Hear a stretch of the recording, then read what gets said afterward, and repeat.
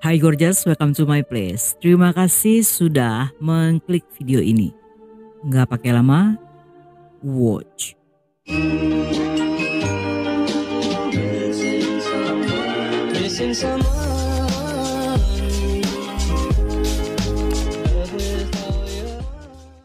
Surong berasal dari Kabupaten Jintang yang berada di Chengdu, Cina. Dia dibesarkan di sebuah desa terpencil dan hidup dalam kemiskinan. Karena hidup susah, orang tuanya tidak mampu menyekolahkan ketiga orang anaknya. Sebagai seorang putri sekaligus anak sulung, Surong melihat dengan jelas kesulitan ekonomi yang dialami oleh keluarga. Sehingga setamat SD, dia memutuskan untuk mencari pekerjaan di ladang dan terkadang pergi ke kota untuk melakukan pekerjaan kasar demi mendapat uang tambahan. Umumnya anak-anak dari desa tersebut pergi merantau keluar desa dan hanya kembali pada saat perayaan Imlek. Melihat teman sebayanya sudah pergi ke berbagai kota, Surong pun juga ingin merantau. Pada usia 17 tahun, bersama dengan adiknya Suhua, mereka pergi ke kota besar yang di sana mereka bekerja di pabrik sepatu yang berada di distrik Wohu. Pada suatu waktu, saat sedang bekerja tiba-tiba Surong merasa tidak enak badan dan dia pun mencuri-curi waktu untuk beristirahat. Namun karena kondisinya semakin buruk hingga mengalami demam, sang adik mengantarnya mencari toko obat di sekitar pabrik. Setelah berjalan cukup jauh, mereka menemukan sebuah klinik bernama Klinik Cinta. Karena kelelahan, Surong memutuskan untuk berobat di sana. Ketika memasuki klinik, mereka disambut oleh pria berusia 40-an. Dia adalah dokter bernama Yoyang yang bertanggung jawab atas klinik tersebut. Klinik ini tidak terlalu besar, dengan ruangan seluas 10 meter persegi. Setelah sang dokter memberikan infus untuk meredam demam, dia meminta agar Surong kembali datang untuk melihat apakah kondisi tubuhnya membaik serta memastikan apakah Surong perlu dirawat inap atau rawat jalan. Pada Suhua, Yoyang mengatakan jika besok dia tidak perlu ikut menemani Surong dan memberi saran bahwa daripada libur kerja hanya untuk menemani kakaknya, lebih baik gadis itu menyimpan jatah cutinya dari pabrik. Mendengar hal ini, serta melihat cara sang dokter yang menangani Surong dengan baik, kedua gadis itu pun percaya jika Yoyang seorang dokter yang bisa diandalkan.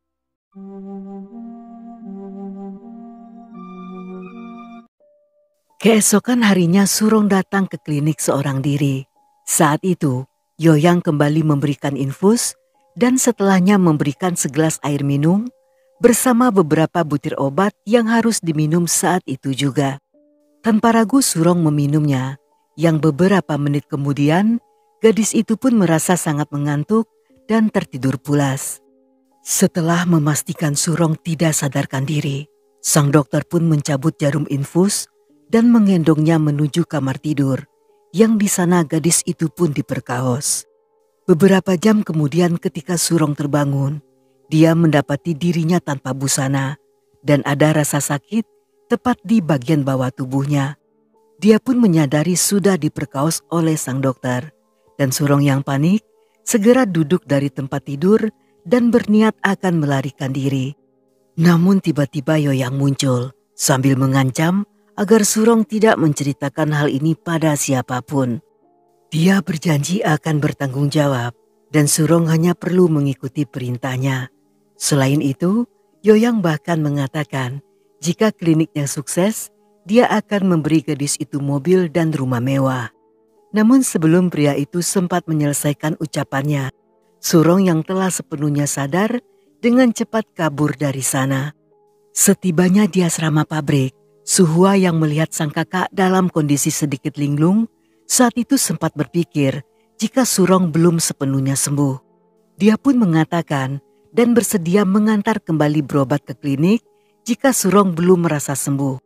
Yang tentu saja Surong menolak tawaran tersebut dan bersikeras mengatakan jika dirinya baik-baik saja. Selang beberapa waktu kemudian, Yoyang meminta Surong untuk tinggal bersamanya. Dan karena berada di bawah ancaman, gadis itu pun mengikuti perintah sang dokter tanpa memberitahu pada adiknya. Ketika pada akhirnya Suhua mengetahui bahwa kakaknya tinggal bersama Yoyang yang berusia lebih tua 26 tahun, gadis itu sebenarnya merasa kurang setuju. Namun mengingat jika Yoyang sepertinya bisa diandalkan, sehingga Suhua tidak berkomentar banyak atas keputusan Surong.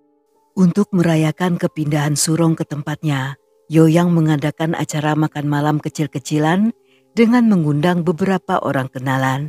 Saat di meja makan, walaupun mereka belum menikah, tetapi pada para tamu, dia mengaku jika Surong adalah istrinya.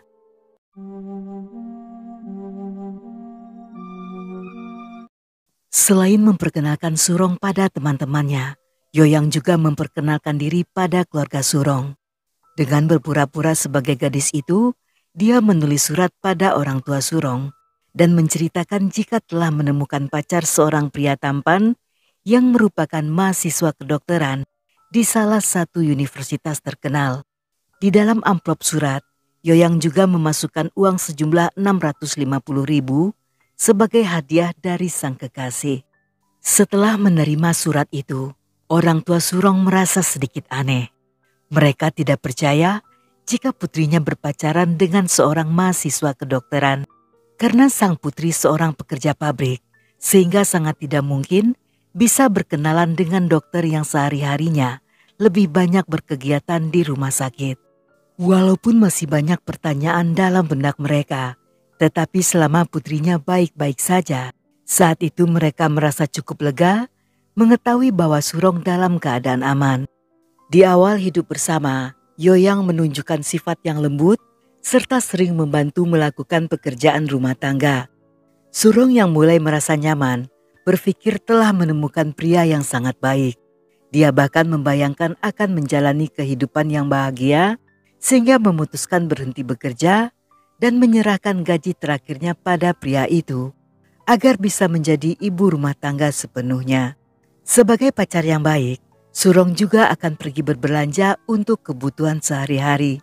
Karena gadis itu masih muda serta berwajah manis, sehingga saat berada di luar rumah atau bertemu banyak orang, akan selalu ada pria yang menegurnya. Terutama bagi mereka yang tidak tahu jika gadis itu telah hidup bersama Yoyang. Melihat hal ini, seketika Yoyang terbakar api cemburu, mengingat jika dirinya tidak tampan dan jauh lebih tua serta penghasilan pas-pasan, sehingga pria itu menjadi sangat gelisah. Dia takut jika pacarnya akan tergoda oleh pria lain yang lebih muda serta lebih kaya. Akibatnya setiap kali Surong pulang terlambat, dengan nyinyir Yoyang akan berkali-kali menanyakan di mana keberadaan Surong selama sedang berada di luar.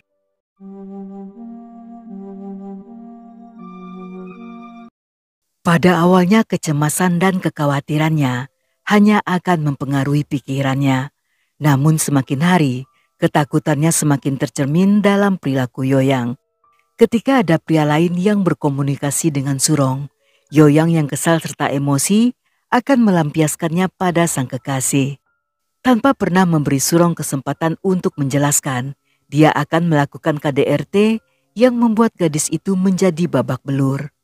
Surong yang tidak pernah berselingkuh justru semakin dituduh yang bukan-bukan. Walaupun mengetahui pacarnya tidak bisa menulis dan hanya mengenal beberapa huruf Mandarin, tetapi Yoyang memaksanya untuk membuat daftar dari nama serta umur para pria yang menjadi selingkuhannya. Dia bahkan meminta biodata lengkap serta apa-apa saja yang mereka lakukan saat berselingkuh. Walaupun semua ini omong kosong yang tidak masuk akal, namun agar tidak dipukuli, Surong pun dengan terpaksa mengarang cerita seperti yang diinginkan oleh sang pacar. Hanya saja setelah semua permintaan dilakukan, Surong tetap dipukuli dan dicaci maki oleh Yoyang. Meskipun mendapat perlakuan buruk, saat itu Surong tidak berani kabur karena pria itu mengancam akan menghabisi semua keluarganya. Setiap kali melakukan KDRT, Yoyang akan kembali membujuk gadis itu dengan alasan jika dia melakukan hal tersebut akibat rasa cinta yang sangat besar karena khawatir Surong yang masih muda akan dibawa kabur oleh laki-laki lain. Pada satu hari, Suhuan datang ke klinik untuk mengunjungi kakaknya. Ketika mengetahui Surong sedang di luar, gadis itu pun memutuskan untuk kembali pulang. Tetapi tiba-tiba Yoyang menawari Suhuan untuk menunggu, karena Surong tidak pergi lama dan akan segera kembali. Yoyang pun menawari minuman dan membawakan segelas air. Melihat warna serta aroma minuman itu sangat aneh, seketika Suhua merasa ada yang tidak beres. Dia pun segera berdiri dan berpamitan pulang. Namun sebelum gadis itu mencapai pintu, Yoyang dengan cepat menutup pintu tersebut dan berlari memeluk Suhua. Namun gadis itu dengan sigap berhasil melepaskan diri dan berlari membuka pintu yang untungnya tidak terkunci. Ketika mengetahui kejadian yang dialami adiknya, Surong menjadi sangat marah. Namun karena takut pada pacarnya, gadis itu masih tidak berani meninggalkan Yoyang dan juga takut mengadukan hal itu pada orang tuanya.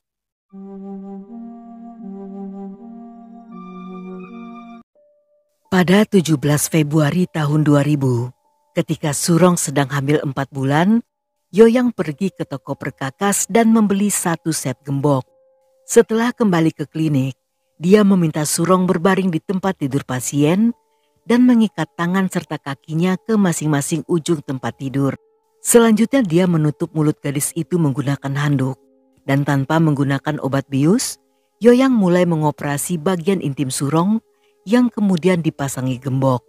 Hal ini dilakukannya untuk mengunci bagian tersebut dengan tujuan agar Surong tidak bisa berselingkuh dengan pria lain.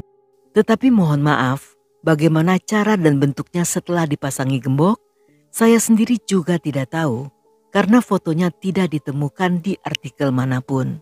Surong yang kesakitan tidak menyangka jika perbuatan Yoyang sangat di luar nalar, dan sejak saat itu setiap kali berjalan, dia selalu merasakan kesakitan. Hal ini tidak hanya mengganggu kesehatan tetapi juga psikologisnya. Namun Surong tidak berani menceritakan hal tersebut pada siapapun, termasuk juga pada adiknya. Meskipun Yoyang sudah mengunci tubuh bagian bawah Surong, tetapi pria itu masih terus curiga. Setiap beberapa jam sekali, dia akan memeriksa apakah gembok tersebut masih terkunci atau apakah Surong secara diam-diam telah melepas gembok tersebut. Di mata pria itu, Surong tampak seperti barang antik yang harus selalu dikunci rapat. 4 hari kemudian saat Yoyang sedang lengah, Surong yang sudah tidak bisa menahan rasa sakit, secara diam-diam menghubungi adiknya dan mengadukan apa yang terjadi. Hal ini membuat Suhuan sangat marah, sehingga menghubungi salah seorang tetangga Surong dan meminta bantuan untuk memeriksa keadaan sang kakak. Ketika sang tetangga melihat kondisi Surong yang sangat memprihatinkan, tanpa menunggu lama dia pun menghubungi kepolisian. Namun sebelum polisi tiba, beberapa tetangga yang emosi melihat Yoyang menarik pria itu keluar dari klinik dan menghajarnya habis-habisan. Polisi yang tiba di TKP dengan cepat mengamankan Yoyang yang saat itu hampir mati akibat dikeroyok massa. Salah seorang polwan yang memeriksa Surong sangat kaget melihat perbuatan bejat Yoyang dan meminta pria itu untuk menyerahkan kunci gembok yang selalu dikantonginya kemana-mana. Menurut salah seorang warga, Yoyang dikenal kasar pada gadis itu.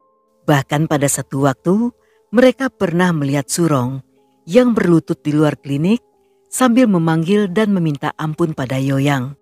Tetapi saat itu, Yoyang hanya diam tanpa menunjukkan reaksi apapun. Walaupun para tetangga tidak tahu apa yang terjadi, tetapi mereka berkali-kali memujuk pria itu untuk memaafkan Surong. Namun dia berkata bahwa itu adalah hukuman bagi wanita yang telah berselingkuh.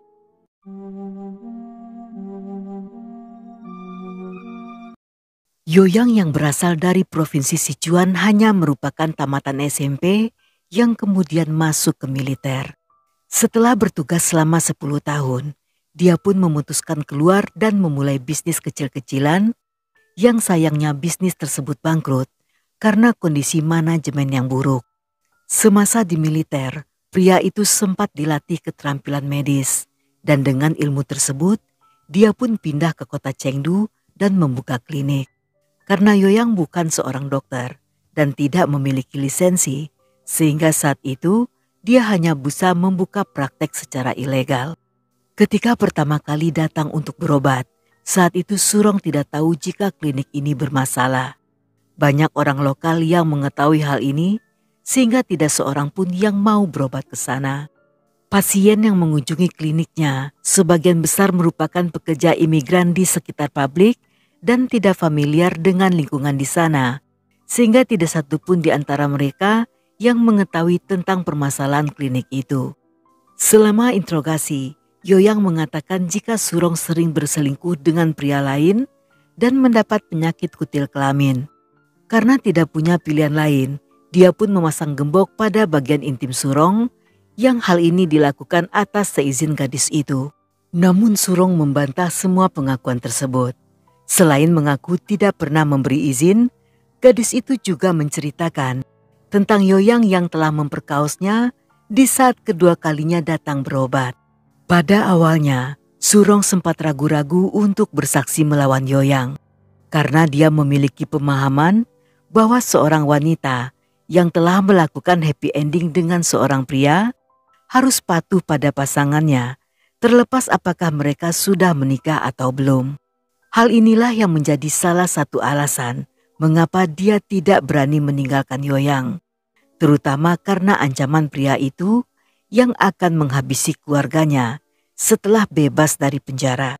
Tetapi dengan banyaknya dukungan dari polisi, pada akhirnya gadis itu pun bersedia untuk bersaksi melawan Yoyang di persidangan.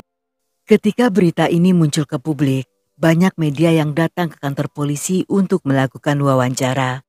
Di depan kamera, sambil menangis Yoyang mengklaim jika dia hanya mendisiplinkan Surong karena takut kehilangan gadis itu. Berdasarkan pengakuannya, Yoyang adalah seorang duda. Dia menuduh penyebab perceraiannya karena kelakuan buruk sang mantan istri yang juga berselingkuh. Pada wartawan, pria itu mengatakan jika semua tindakannya adalah urusan rumah tangganya, sehingga tidak seharusnya polisi dan orang-orang ikut campur.